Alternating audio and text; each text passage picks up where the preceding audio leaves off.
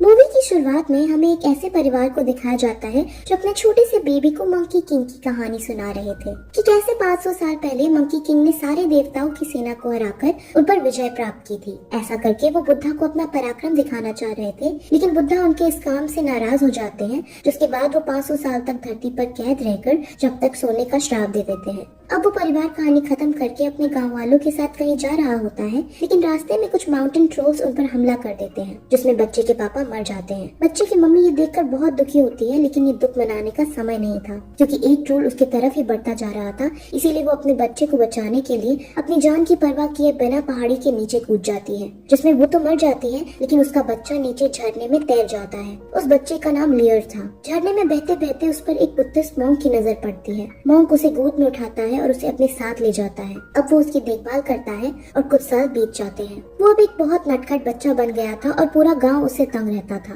Monk उसे समझाते भी हैं कि तुम्हें मॉन्क जैसा आचरण अपनाना चाहिए और किसी दूसरी आत्मा को तंग नहीं करना चाहिए। तुम्हें बुद्धिस्ट मॉन्क की तरह ही इस जगत की माया को समझकर बुद्धा की तरह ध्यान लगाना चाहिए। लेकिन लेयर को इस सबसे ज्यादा कुंफू सीखने में इंटरेस्ट था। वो कुंफू सीखकर गांव वालों की दिक्कत दूर करना चाहता था, क्योंकि अक्सर उस गांव में ट्रोल्स का हमला होते रहता था। वो बात कह ही रहे थे कि अचानक फिर से वहाँ पे ट्रोल्स का हमला होने लगता है और ट्रोल्स कई सारे बच्चे को पकड़ लेते हैं। उन्हें एक छोटी बच्ची भी चाहिए थी, इसलिए एक ट्रोल दूर से एक बच्ची को ला रहा होता है। लियर ये देखता है और वो तुरंत बिना डरे उस बच्चे के पास जा उसे अपनी टोकरी में डाल लेता है और उन ट्रोल्स से भागने लगता है। ट्रोल्स उसका पीछा करते हैं और वो उनसे भागते भागते वो अपने गाँव से बहुत दूर चला जाता है। ओल्ड मॉन्क लियर को ढूंढता है, लेकिन वो उन्हें नहीं मिलता। लियर ट्रोल से बचते बचते एक गुफा में जा पहुंचता है और ये वही गुफा थी जहाँ 500 साल से मंकी किंग सो रहा था। वहाँ एक बर्फ की चट्टान भी बनी हुई थी, जिसको लियर छूता है और उसके छूते ही वो बर्फ गिरने लगती है, जिसके अंदर से मंकी किंग बाहर आ जाता है। वहाँ तभी बहुत सारे ट्रोल्स भी आ जाते हैं, जिन्हें मंकी किंग अपनी कुंफू स्टाइल से धूल चटा देता है। वो लियर और उसके साथ छोटी वाली बच्ची को देखता है और फिर बाहर चला जाता है। लियर उसके पीछे पीछे जाता है और उससे बात करने की कोशिश करता है, जिसमें वो अपने आप को ग्रेट सेज कहकर इंट्रोड्यूस करता है। लेयर को पता चल जाता है कि वो वही महान मंकी किंग है जिसके बारे में वो कहानी सुना करता था। वो उसे और भी बातें करने की कोशिश करता है और पूछता है कि आप और क्या कर सकते हो, कौन सा जादू आता है आपको। लेकिन मंकी किंग उसकी सारी बातों को इग्नोर करके आगे बढ़ रहा होता है और कह रहा होता है कि तुम मेरी इच्छा मत करो और अपने रास्ते जाओ। लेयर फिर उससे पूछता है कि आपने बुद्धा को देखा है, तो क्या आपको पता है कि जो मंत्र हम जाप करते हैं उन्हें बुद्धा सुनते हैं या नहीं। वो ये भी पूछता है कि आपका वो मशहूर डंडा कहाँ है जिसे आप कान से निकालते हैं। असल में मंकी किंग की मैजिक एबिलिटीज बुद्धा ने उससे छीन ली थी, जिस वजह से वो मैजिक यूज नहीं कर पा रहा था और अपना वो डंडा भी नहीं निकाल पा रहा था। लेयर उसे पका ही रहा होता है कि अचानक एक पत्थरों से बना जानवर वहाँ आकर मंकी किंग पर अटैक करने लगता है। वो बुद्धा के द्वारा ही वहाँ पहरेदारी के लिए लगाया हुआ था, ताकि मंकी किंग यहाँ से भागे ना। लेकिन मंकी किंग उससे मैजिक ना होने के बावजूद भी फाइट करता है और इस दौरान वो एक पहाड़ से लटक जाते हैं। मंकी किंग इसमें गिरने ही वाला था कि तभी लेयर वहाँ आता है और उस जानवर पर मंत्र लिखा हुआ कागज जो था उसे हटा देता है, जिससे वो टुकड़ों में बट जाता है और नीचे गिर जाता है। लेकिन इसी बीच वो खुद भी गिर जाता है। अब थोड़ी देर बाद उसकी आँख खुलती है, उसमें वो अपने सामने मंकी किंग और उस छोटी बच्ची को पाता है। वही ट्रोल्स अपने मालिक के पास जाते हैं, जो असल में एक डेविल था। उसने ही ट्रोल्स को बच्चों को पकड़ कर लाने का आदेश दिया था, ताकि वो कुछ सैक्रिफाइसेस कर सके। वही लेयर मंकी किंग को थैंक यू बोलता है और उनकी तारीफ करता है। वहाँ फिर लेयर को एक टेम्पल सा दिखता है, जिसके अंदर वो चला जाता है। वहाँ एक बहुत मोटा सा आदमी बैठा था, जो तुरंत उसे देख बाहर आता है और जो खाना वो बना रहे थे उसे छीनने लगता है। फिर थोड़ी देर बाद जीत के बाद ये पता चलता है कि वो मोटा सा आदमी असल में एक पिग है, जो अपना रूप बदल सकता है। वो असल में 500 साल पहले पंडोरा का राजा था, तो मंकी किंग के खिलाफ लड़ा था। इसीलिए अब उसको श्राप मिला था कि वो पिग हो जाएगा। इसीलिए तब से अब तक वो पिक्सी बनकर घूम रहा था। अब पिक्सी और बाकी तीनों साथ मिलकर सफर शुरू करते हैं और आगे बढ़ते हैं। पिक्सी भी लेयर जैसा इरिटेटिंग और मजाकिया किस्म का था। वहाँ वो दोनों मंकी किंग को पकाते चले जा रहे थे। इसी बीच गलती से लेयर एक ड्रैगन के पास चला जाता है। ड्रैगन खड़ा होकर उन तीनों पर बुरी तरीके से धाड़ता है, लेकिन उनकी किस्मत अच्छी थी कि वो खुद ही चला जाता है। मंकी किंग पिक्सी और लेयर दोनों से बहुत नाराज हो जाता है, क्योंकि अभी अभी उनकी जान भी जा सकती थी। लेकिन फिर वो तीनों फिर से उसी ड्रैगन को उड़ता देखते हैं, जिस पर लेयर बहुत खुश होता है, क्योंकि पहली बार उसने उड़ता हुआ ड्रैगन देखा था। वो फिर आगे बढ़ते हैं और रात को एक होटल में जाकर रुकते हैं। लेकिन उस होटल के अंदर डेविल के भेजे हुए ट्रोल्स ही थे, जो भेस बदल कर आए हुए थे। वो रात को उन्हें मारने का प्लान बनाकर आए थे, लेकिन मंकी किंग को उनकी असली चाल का पता चल जाता है,